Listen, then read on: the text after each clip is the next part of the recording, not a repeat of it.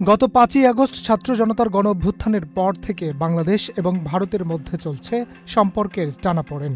চিকিৎসা ক্ষেত্রে এবং বাণিজ্যিক বিভিন্নভাবে সম্পর্কের ঘাটতি দেখা দেয় দুদেশের মধ্যে।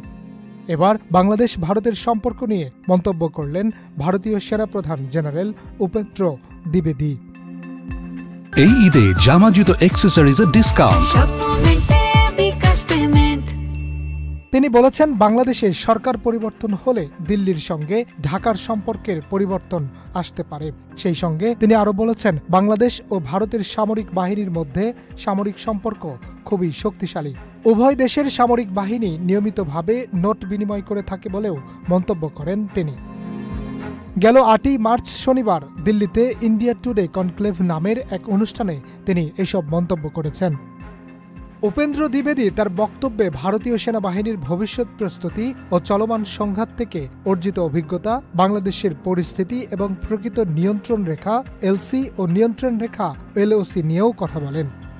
পাকিস্তানের সঙ্গে বাংলাদেশের ক্রমবর্ধমান ঘনিষ্ঠ সম্পর্কের ব্যাপারে এক প্রশ্নের জবাবে সেনাপ্রধান দ্বিবেদী বলেন, সন্ত্রাসবাদের কেন্দ্রস্থলে একটি দেশ রয়েছে। সেই দেশের সঙ্গে আমাদের প্রতিবেশী যে কোনো দেশের সম্পর্কের ব্যাপারে আমি উদ্বিগ্ন।